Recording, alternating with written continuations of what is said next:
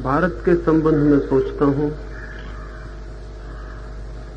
तो एक कड़ी मेरे मन में इस तरह घूमने लगती है जैसे कोई कागज की नाव पानी की भंवर में फंस जाए और चक्कर खाने लगे। वो कड़ी न मालूम किसकी है, उस कड़ी के आगे और क्या कड़ियां होंगी वो भी मुझे पता नहीं, लेकिन जैसे ही भारत का ख्याल आता है वो कड़ी मेरे मन में चक्कर काटती है, वो मेरे जहन में घूमने लगती है। और वो कड़ी ये है, हर सांस पे उल्लू बैठे हैं, अंजामे गुलिस्तां क्या होगा। अगर किसी फुलवारी में हर पौधे की शाखाओं पर उल्लू बैठे हों तो उस फुलवारी का क्या होगा। उन उल्लुओं की तरफ देखो तो फुलवारी का क्या होगा, चिंता पैदा होती। भारत में कुछ ऐसा ही हुआ है। बुद्धिहीनता के हाथ में भारत की पतवार है, जड़ता के हाथ में भारत का भाग्य है,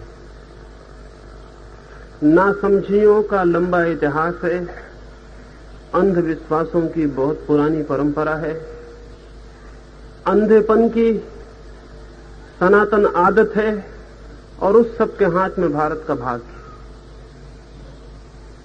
लेकिन ये ख्याल उठता है, ये सवाल भी कि आखिर भारत का ये भाग्य अंधेपन के हाथ में क्यों चला गया है। भारत का ये सारा भाग्य अंधकार के हाथों में क्यों। सौभाग्य क्यों नहीं है भारत के जीवन में, दुर्भाग्य क्यों। 1000 साल तक दास रहे कोई देश, हजारों साल तक गरीब दीनहीन रहे कोई देश, हजारों वर्ष के विचार के बाद भी किसी देश का अपना विज्ञान पैदा ना हो सके, अपनी क्षमता पैदा ना हो सके। नए नए देशों के सामने प्राचीनतम देश को हाथ फैलाकर भीख मांगनी पड़े। अमेरिका की कुल उम्र 300 वर्ष, 300 वर्ष जिनकी संस्कृति की उम्र है, उनके सामने जिनकी संस्कृति की उम्रों को सनातन कहा जा सके, कोई 10,000 वर्ष पुरानी, उनको भीख मांगनी पड़े। तो 10,000 वर्ष से हम क्या कर रहे थे? 10,000 वर्षों में हमने पृथ्वी पर क्या किया है? हमारे नाम पर क्या है? हम 10,000 वर्ष चुपचाप बैठे रहे हैं या हमने आंख बंद करके 10,000 वर्ष गंवा दिए और आगे स्थिति और विकृत होती चली जाती है। एक अमेरिकी विचारक ने अभी एक किताब लिखी है 1975। उस किताब की सारी दुनिया में चर्चा है, सिर्फ हिंदुस्तान को छोड़कर। 1975 में उसने हिंदुस्तान के बाबत बातें की और हिंदुस्तान में उसकी कोई चर्चा नहीं। 1975 में उसने लिखा है कि 1975 और 78 के बीच हिंदुस्तान में इतना बड़ा अकाल पड़ेगा जितना बड़ा अकाल मनुष्य के इतिहास में किसी देश में कभी भी नहीं पड़ा। उस अकाल में उसके हिसाब से अंदाजन 10 करोड़ से लेकर 20 करोड़ तक लोगों के मरने की संभावना सिर्फ भारत में पैदा हो जाएगी। उसके आंकड़े दुरुस्त थे, भूल हो सकती है थोड़ी बहुत, लेकिन वो भूल इसमें नहीं होगी कि कम लोग मरेंगे, वो भूल इसमें होगी कि ज्यादा लोग मर सकते हैं।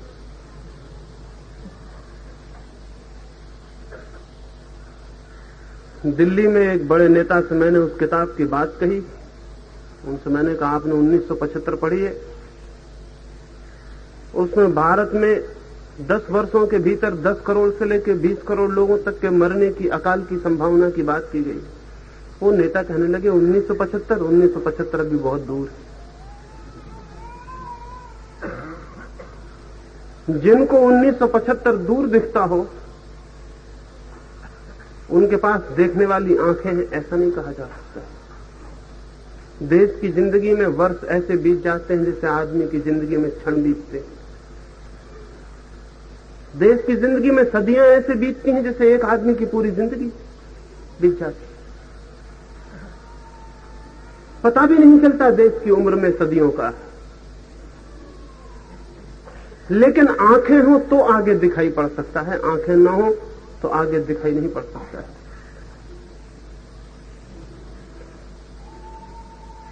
(1975) निकट आता चला जाएगा। हम बच्चे पैदा करते चले जाएंगे और कुछ हम पैदा नहीं करते हैं सिवाय बच्चों के। असल में हमने भौतिक चीजें पैदा न करने का तय कर रखा। हम कोई भौतिकवादी लोग तो है नहीं, मेटेरियलिस्ट तो है नहीं कि हम भौतिक चीजें पैदा करें। हम तो सिर्फ आदमी पैदा करते हैं, आध्यात्मिक चीज पैदा करते हैं और उसको हम पैदा करते चले जाते हैं। संख्या आसमान को छूने लगी और हमारी कोई पैदावार नहीं है दूसरी, और सब हम हाथ पसार के भीख मांग के काम चला रहे हैं। लेकिन उस गड्ढे की तरफ भी हम नहीं देखेंगे जिसकी तरफ हम सड़क जा रहे हैं। नेता कहते हैं वो बहुत दूर है, साधु सन्यासी कहते हैं बच्चे भगवान पैदा करता है, इसमें आदमी का क्या हाथ। और जो भगवान पैदा करता है वो फिक्र भी करेगा, उसने हमेशा फिक्र की है, वो आगे भी फिक्र करेगा। साधु सन्यासी ये समझाते हैं। नेता कहते हैं कोई मुसीबत नेताओं को सिवाय चुनाव के दूसरी कोई मुसीबत दिखाई नहीं पड़ती। उनकी आंखों में सिर्फ चुनाव दिखाई पड़ता है और कुछ उनको दिखाई नहीं पड़ता, पड़ती हैं और कुछ दिखाई नहीं पड़ता। ये सारी की सारी दशा जरूर किसी बुनियादी भूल के कारण पैदा हो गई, और वो बुनियादी भूल ये है कि हजारों साल से भारत को विचार नहीं करना है ऐसी शिक्षा दी जा रही है। वो हमारे दुर्भाग्य का मूल सूत्र है। भारत में विश्वास करना है, विचार नहीं करना है, श्रद्धा करनी है, विवेक नहीं करना है, मान लेना है, सोचना नहीं है, ये सिखाया जा रहा है। गुरुओं की लंबी परंपरा एक ही काम कर रही है कि हर आदमी से विचार के बीजों को उखाड़ के फेंक दो और विश्वास के कचरे की जड़ें जमा दो। हमें यही समझाया जाता रहा है कि विश्वास करना परम धर्म है, और मैं आपसे कहना चाहता हूं कि जो आदमी विश्वास करता है वो आदमी धार्मिक तो कभी नहीं हो पाता, आदमी भी नहीं हो पाता है, धार्मिक होना तो बहुत दूर है। विचार की शक्ति ही मनुष्य को मनुष्य बनाती है। जागा हुआ विवेक ही मनुष्य की आत्मा है। भारत की आत्मा खोती चली गई क्योंकि विवेक और विचार के हम दुश्मन। हम कहते हैं बस मान लेना चाहिए, गीता को इसलिए मान लेना चाहिए कि वो कृष्ण कहते हैं, और गांधीवाद को इसलिए मान लेना चाहिए क्योंकि गांधी जी कहते हैं, बुद्ध के वचन इसलिए मान लेना चाहिए कि बुद्ध भगवान है, और महावीर के वचन इसलिए मान लेना चाहिए कि वो तीर्थंकर। लेकिन कौन तय करता है कि कौन तीर्थंकर है, कौन महात्मा है, कौन भगवान है? ये भी मान लेना चाहिए क्योंकि ये किताबों में लिखा हुआ है। और फिर जो भी कहा जाए, और चाहे वो बुद्धिपूर्ण हो अबुद्धिपूर्ण हो, योग हो अयोग हो, हितकर हो अहितकर हो, उसको मान लिया जाना चाहिए। मान लिया जाना ही एक योग्यता है हमारी। जो नहीं मानता वो नास्तिक है, वो भटका हुआ है।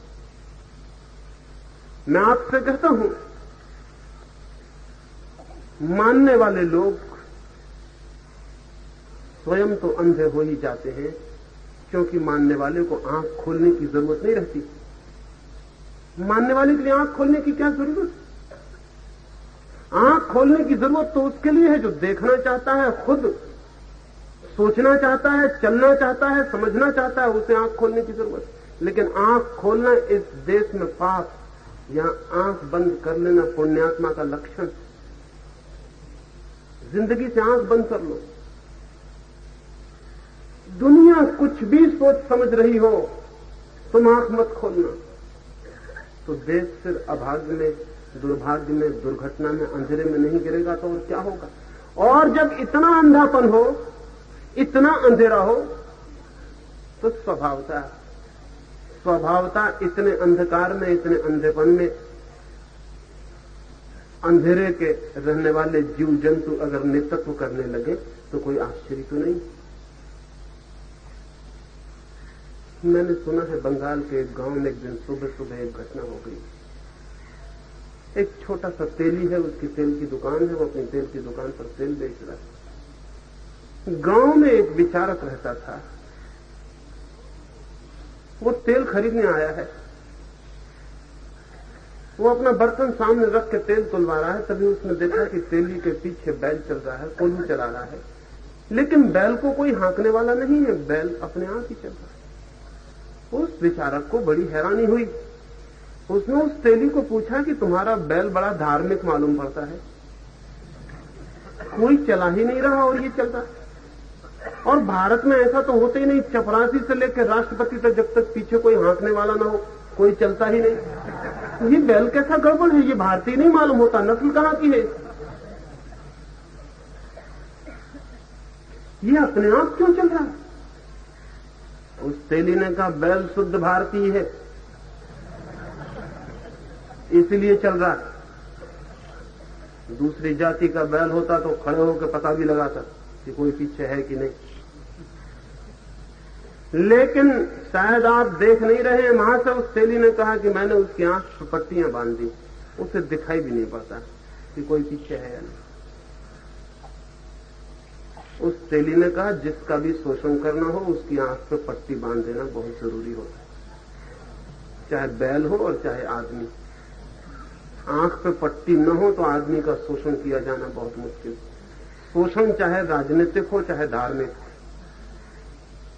शोषण के लिए शोषित की आंख पे पट्टी होनी बहुत जरूरी है। अंधा ही अपना खून चुसवा सकता है, आंख वाला कैसे चुसवा सकता है? उस विचारक ने कहा ये तो ठीक है, आंख पे पट्टी बांध दी, लेकिन बैल कभी रुक के ये पता तो चला सकता है कि पीछे कोई हाँकने वाला है या नहीं। रुक के तो पता चल जाएगा, जब नहीं हाँका जाएगा तो वो समझ सकता है कोई पीछे नहीं। उस तेली ने कहा महाशय आप बैल को ज्यादा बुद्धिमान समझते हैं, या मुझको अगर ऐसा होता बैल ज्यादा बुद्धिमान होता तो वो तेल बेचता और मैं कोल्हू चलाता। मैंने उसकी गली में घंटी बांध रखी, घंटी बजती रहती है, बैल चलता रहता है, घंटी बजती रहती है, मैं समझता हूं बैल चल रहा है। जैसी घंटी रुकी कि मैं कूदा और मैंने बैल को हाँका। मेरी पीठ है बैल की तरफ, लेकिन कान मेरे वहां लगे हैं, घंटी बजती रहती है, मैं जानता हूं बैल चल रहा है। वो विचारक भी जिद्दी रहा होगा, विचारक जिद्दी होते ही है। उसने कहा कि ये मैं समझ गया, ठीक है घंटी मुझे सुनाई पड़ रही, लेकिन बैल खड़े होकर गर्दन भी तो हिला के घंटी बजा सकता है। उस तेली ने कहा महाराज जोर से मत बोलिए, बैल अगर सुन लेगा तो मैं बहुत मुसीबत में पड़ जाऊंगा, और आप आगे से किसी और दुकान से तेल खरीद लेना। ऐसे आदमियों का सांस ठीक नहीं होता, सोबत का असर पड़ जाता। भारतीय चित्त के साथ भी बैल जैसा व्यवहार किया गया है।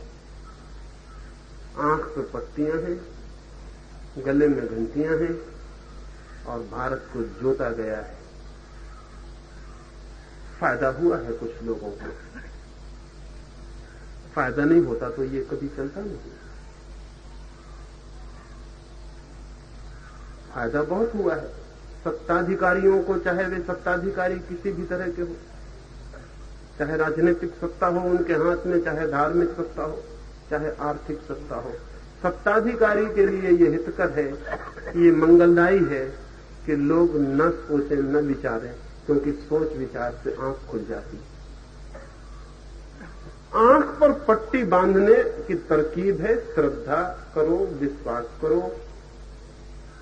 अनुगमन करो, पीछे चलो, अपनी बुद्धि पर कभी जोर मत देना। कृष्ण को मानो, राम को मानो, गांधी को मानो, अपने को कभी मत मानना। बस एक चीज से बचना, खुद को मानने से, और सबको मानना कोई हर्जा नहीं। क्योंकि जो आदमी दूसरों को मानता रहता है उसकी खुद की जानने और सोचने की क्षमता धीरे धीरे क्षीण हो जाती है। आखिर जरूरत नहीं रहती उसकी, जब दूसरों ने सब कह दिया है सत्य, तो मुझे और खोजने की क्या जरूरत। अगर एक आदमी 3 साल तक आंख बंद करके बैठ जाए तो आंखें भी रोशनी खो देंगी। भारत ने बुद्धि का उपयोग हजारों साल से नहीं किया है, और अगर भारत ने बुद्धि खो दी हो तो कोई आकस्मिक घटना नहीं घट गई। हजारों साल तक पंगु पड़ी है बुद्धि, कोई उपयोग नहीं कर रहा है। बाप बेटे से कह रहा है कि मानो जो हम कहते हैं क्योंकि मैं बाप हूं। बाप होने से क्या सही हो जाता है कोई? बाप होना क्या कोई किसी चीज के सही होने का सबूत? शिक्षक विद्यार्थियों से कह रहा है कि हम जो कहते हैं मानो, क्योंकि आप 30 साल पहले पैदा हो गए इसलिए कोई बहुत ऊंचा काम किया। आप जो कहते हैं वो सही हो जाए। सही होने की कसौटी उम्र नहीं होती, न बाप होना होता है न शिक्षक होना होता है। सही होने की कसौटी के कुछ और अर्थ होते हैं, तर्क होता है, विचार होता है, कारण होते हैं किसी चीज के सही और गलत होने के। ये कारण नहीं होते कि मैं कौन हूं इसलिए सही मानूं। लेकिन यही हमारा